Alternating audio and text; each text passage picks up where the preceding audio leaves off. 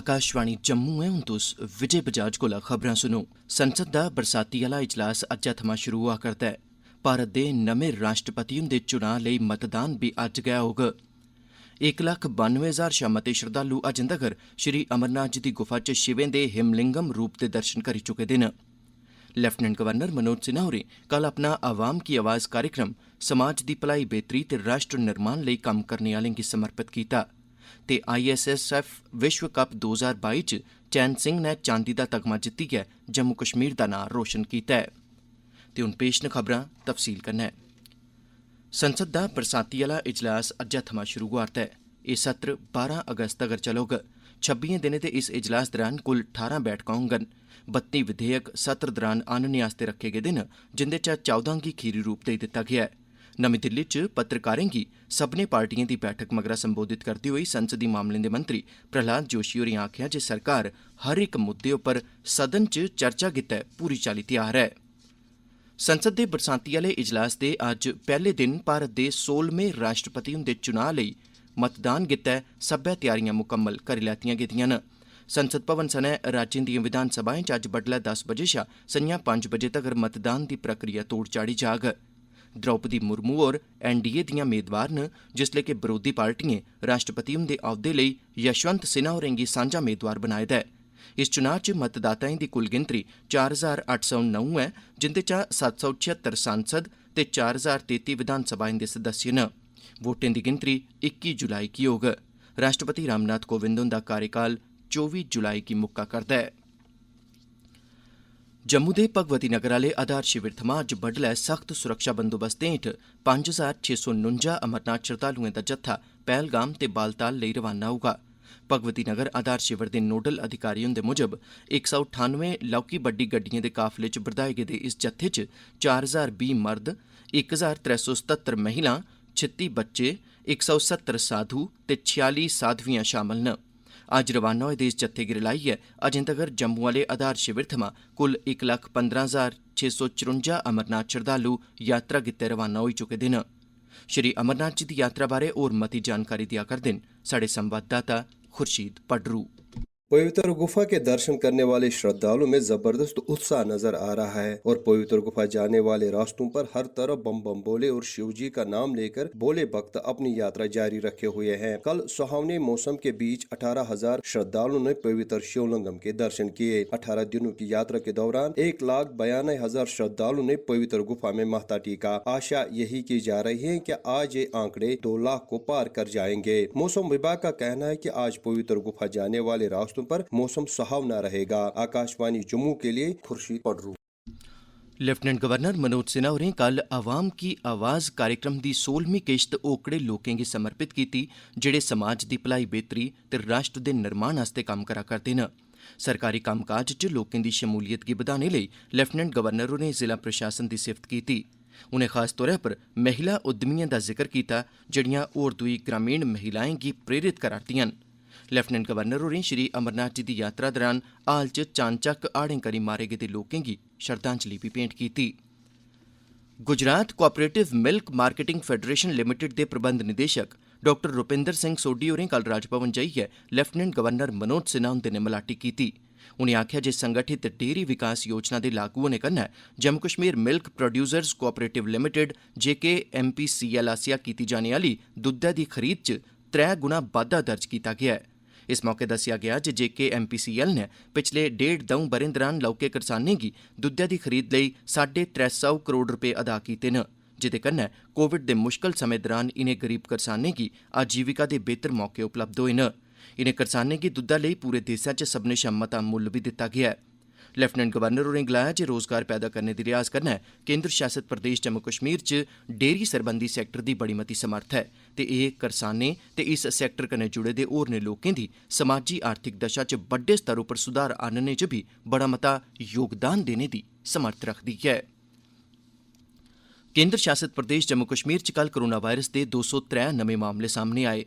इंदे चा 111 मामले जम्मू डिवीजन थमां ते 92 मामले कश्मीर घाटी दे बक्ख-बक्ख हिस्सें थमां दर्ज कीते गे। इनें नमें मामलें गी रलाइयै प्रदेश च कोविड दे अजें तगर सामने आई गेदे कुल मामलें दी गिनतरी 4,57,032 होई गेई ऐ। उआं कल गै 126 कोविड कसरी ठीक भी होए न, जिनेंगी प्रदेश दे बक्ख-बक्ख अस्पतालें शा छुट्टी दित्ती गेई।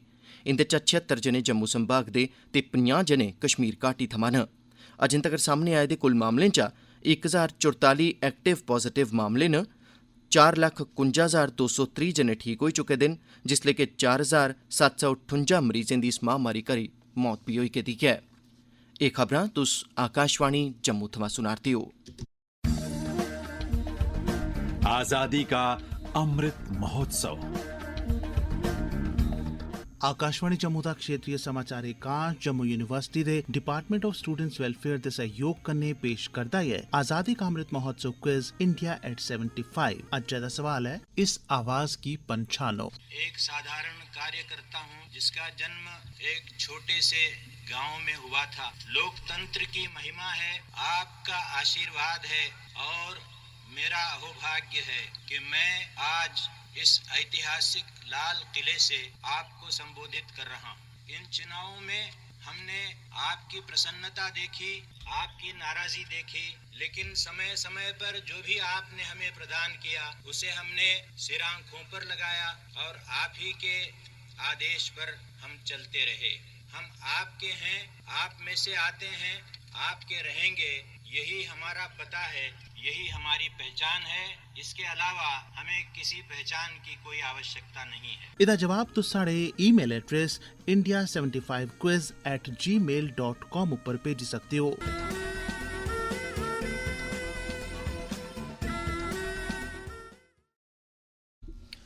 भारत नै कोरिया च होई दी निशानेबाजी सरबंधी ISSF अंतर्राष्ट्रीय प्रतियोगिता च 50 मीटर रफल आह्ली निशानेबाजी च चांदी दा तगमा हासल कीता है।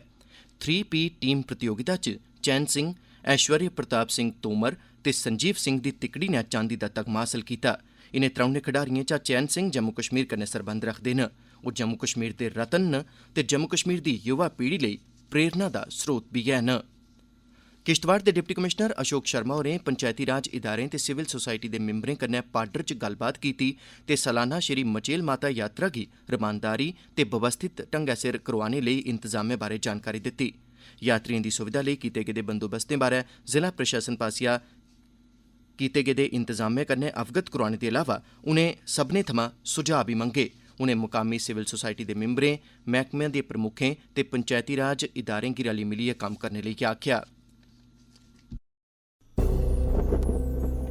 अब हर घर की छत पर शान से फहरेगा तिरंगा, गुनगुनाए जाएंगे नव विकास के गीत, आन बान शान का प्रतीक राष्ट्र ध्वज तिरंगा। आइए आजादी के अमृत महोत्सव के पावन अवसर पर इस स्वाधीनता दिवस हर घर फहराते हैं तिरंगा और लेते हैं भव्य और सशक्त भारत के निर्माण का संकल्प। आइए हर घर फहराएं तिरंगा।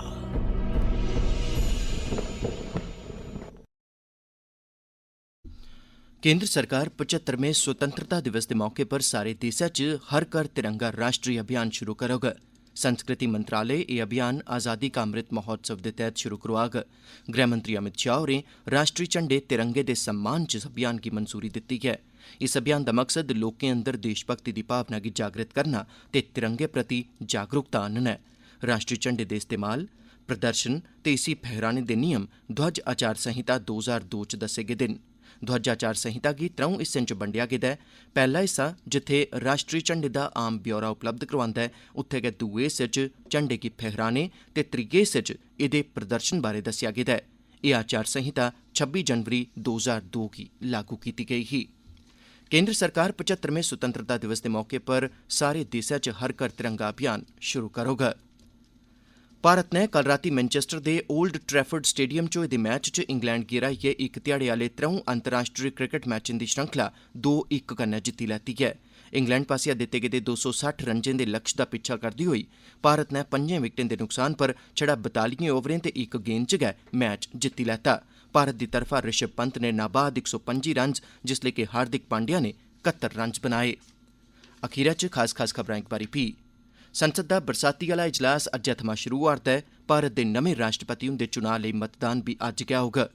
1,92,000 शा मते श्रद्धालु अजें तगर श्री अमरनाथ जी दी गुफा च शिवें दे हिमलिंगम रूप दे दर्शन करी चुके दे न ते लेफ्टिनेंट गवर्नर मनोज सिन्हा होरें कल अपना आवाम की आवाज़ कार्यक्रम समाज दी बेहतरी ते राष्ट्र निर्माण लेई कम्म करने आह्लें गी समर्पित कीता। एह्दे कन्नै गै खबरें दा एह् बुलेटिन समाप्त होआ।